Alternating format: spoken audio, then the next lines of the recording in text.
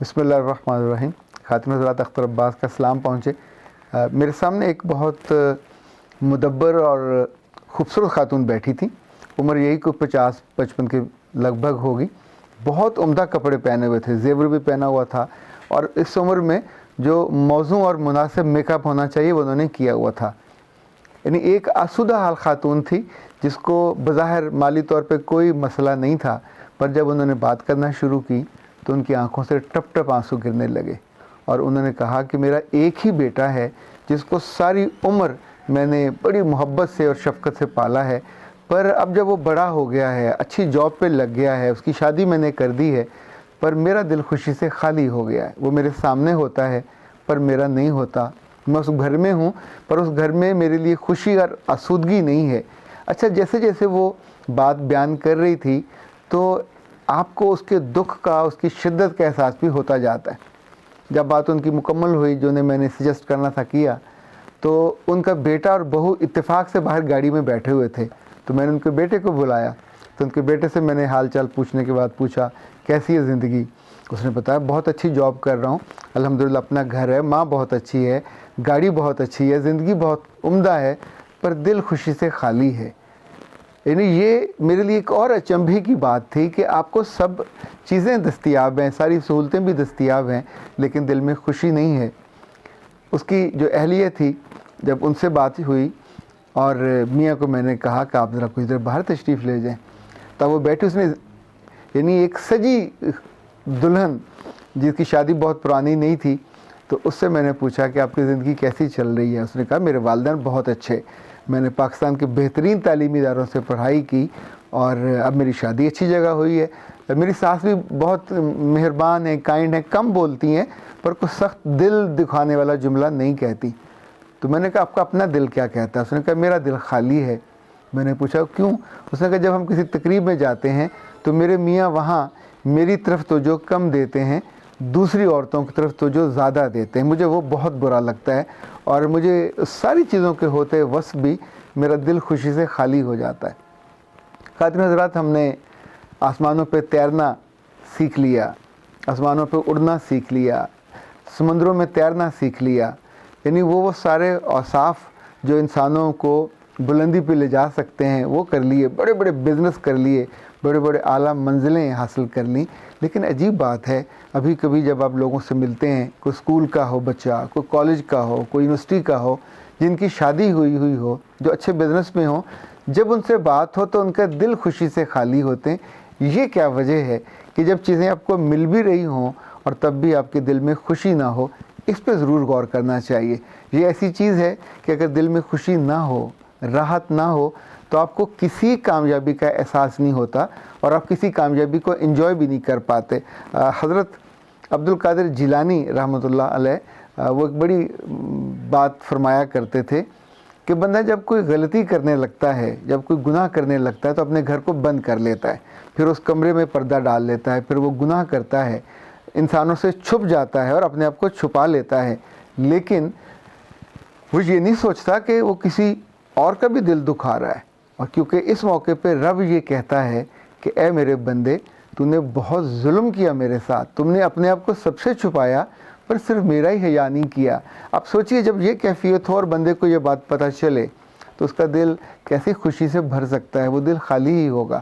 دل خالی ہونے کی 100 وجوہات ہیں جو میں نے اب تک نوٹس کی ہیں، کہ اگر آپ اپنے مقصد سے جڑے ہوئے نہ ہوں تو بھی دل خالی ہو جائے گا، اگر آپ اپنے رب سے دور ہوں تو بھی دل خالی ہو جائے گا، اگر آپ اپنے رشتوں سے اس طور پہ جڑے ہوئے نہیں ہیں جس طور پہ جڑے ہونا چاہیے تو بھی دل خالی ہو جائے گا۔ جس ادارے میں ہیں اگر آپ اس ادارے کے مقاصد کو سرو نہیں کر رہے، وہاں پوری نیک نیتی کے ساتھ اور پورے حسن وجود کے ساتھ موجود نہیں ہے تو بھی دل خالی ہو جائے گا۔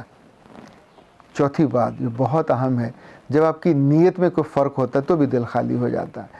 پانچویں بات، جب ہم اپنے رب سے دور ہوتے ہیں، اس سے جڑے ہوئے نہیں ہوتے اور اس کی توقع کو پورا نہیں کر رہے ہوتے تو دل لازمی خالی ہوتا ہے۔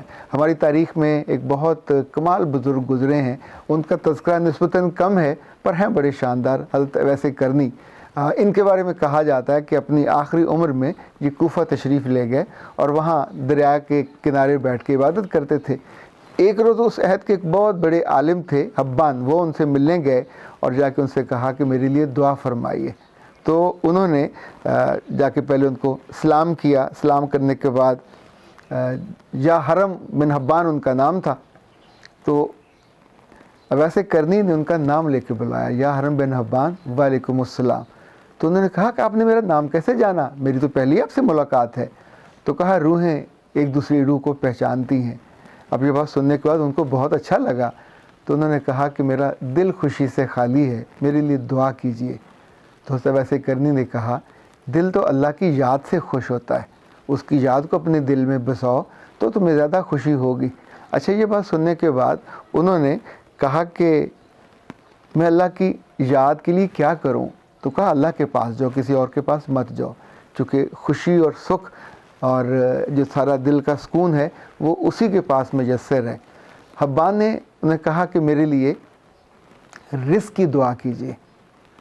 تو انہوں نے اس پہ ناراضگی کا اظہار کیا اور کہا کہ جس کو اپنے رب کے رازق ہونے پہ شک ہو اور وہ رزق کی دعا کرائے اور یہ سوچے کہ اس کے رب کو اس کا دھیان نہیں ہے، اس کا خیال نہیں ہے، اس کے لیے کوئی کیا دعا کرے.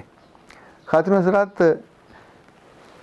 کچھ چیزیں، کچھ واقعات، کچھ تحریریں ایسی ہوتی ہیں کہ جو آپ کے دل پہ سیدھی جا کے اثر کرتی ہیں اور آپ کو سوچنے کا موقع فراہم کرتی ہیں، اور یہ جو سوچ ہے یہی انفیکٹ آپ کے دل کی راحت کا باعث بڑھاتی ہے. میں نے اتفاق یہ ہے، اسے سوء اتفاق کہیں، کہ بہت سے لوگوں سے ملاقات ہوتی ہے جنہیں کتابیں پڑھنے کا بہت شوق ہے. وہ بھی ہیں جو کتابیں لکھتے ہیں اور وہ بھی ہیں جو کتابوں کا تذکرہ بہت کرتے ہیں، پر جب ان سے لمبی گفتگو کرنے کا موقع ملتا ہے بہت کم ایسا ہوتا ہے کہ یہ کسی اصولی بات پہ گفتگو کریں. بہت کم ایسا ہوتا ہے کہ انسانوں کی گروتھ اور انسانوں کی بہتری اور سوسائٹی کی بہتری کے لیے اس رب کی طرف لے کے جائیں کہ جس نے انفیکٹ ان کو بھیجا ہوتا ہے. ملکہ کیتھرین کے بارے میں کہا جاتا ہے کہ دنیا کے 5ویں حصے کی وہ ملکہ تھی. ایک روز بیٹھی تو انہوں نے اپنے وزیر سے، جو ان کا وزیر اعظم تھا، اس سے کہا، میلبورن اس کا نام تھا، کہ تم نے کوئی دنیا میں کبھی حیرت انگیز بات دیکھی ہے؟ اس نے کہا ہاں، میں نے یہ بات دیکھی ہے کہ جب تک مسلمان اپنے رب سے اور اپنی کتاب سے جڑے ہوئے تھے یہ ہمیشہ ترقی کے راستے پہ رہے، پر جب انہوں نے ان کو چھوڑ دیا ان کے دل خالی ہو گئے اور ان کی زندگی اور ان کے ہاتھوں سے وہ سب کچھ چھن گیا. آپ سوچئے کہ ایک ایسا فرد جس نے زندگی میں بہت سی چیزیں دیکھیں پڑھیں اور ایک اعلیٰ مرتبے پہ پہنچا، وہ بھی اپنا تجزیہ اور انالیسز رکھتا ہے اور نتیجتاً اس میں سے کچھ رائے ظاہر اس کی بنی ہوگی. یہ جس طبقہ فکر سے ہم ہیں، جس نقطہ نگاہ سے ہم لوگ ہیں، اس بارے میں کوئی دوسری رائے نہیں رکھنی چاہیے کہ دل آپ کا خوشی سے بھر سکتا ہے، دل آپ کا مسرت سے بھر سکتا ہے، پر اس کے لیے جو اللہ کے رسول نے لفظ کہے وہ بہت ہی شاندار تھے. کہا کہ اللہ سے دعا کریں کہ میرے دل کو، میری زبان کو اس کے ذکر سے بھر دے، کیونکہ اللہ کو خود اپنا ذکر اچھا لگتا ہے. وہ کہتا ہے میرا ذکر کرو اپنے دوستوں میں، اپنے اہل محلہ میں، اپنے اہل خاندان میں، بلکہ ان سے بھی زیادہ کرو جتنا تم اپنے خاندان اور پرکھوں کا ذکر کرتے ہو. تو انفیکٹ جس نے بنایا ہوتا ہے، جس نے زندگی کا آبجیکٹو دیا ہو، جس نے زندگی کی نعمتیں دی ہوں. اب سوچیں ایک ماں اس بات پہ دکھی ہوتی ہے کہ میں نے ایک بیٹے کو پالا، اس کو سجایا، سنوارا، پڑھایا، بڑا کیا، اور وہ مجھے یاد نہیں کرتا، تو وہ دکھی ہوتی ہے. ایک بیوی اس بات پہ دکھی ہوتی ہے کہ میں اتنی خوبصورت ہوں، اچھے کپڑے پہنے ہیں، اور میرا میاں مجھ پہ توجہ نہیں دیتا. اور میاں اس لیے دکھی ہے کہ جس ادارے میں وہ کام کرتا ہے اس سے جو اچھے کام کرنے والے ہیں ان کی طرف توجہ زیادہ ہے، اس کی طرف توجہ کم ہے. سو جو پڑھنے والا بچہ ہے وہ، اس کو یہ پرابلم ہے، وہ اس لیے دکھی ہے کہ اس کے ساتھ والے اس سے آگے نکل گئے، اس کی طرف کسی کی توجہ کم ہے. تو یوں سمجھے کہ ہر عمر کے افراد جو ہیں، چاہے وہ بچے ہوں چاہے وہ بڑے ہوں، جب وہ سوچتے ہیں کہ ان کا دل خالی ہے، انہیں خوشی نہیں ہو رہی، تو انہیں اپنے رب کی طرف رجوع کرنا چاہیے اور اس سے دل بھی مانگنا چاہیے، اس سے خوشی بھی مانگنی چاہیے، اس سے سکھ بھی مانگنا چاہیے. اور انفیکٹ جو میں نے زندگی میں دیکھا، جب آپ لوگوں کے سکھ کا باعث بن رہے ہوں تو آپ کا دل سکھ سے بھرتا ہے، خوشی سے بھرتا ہے.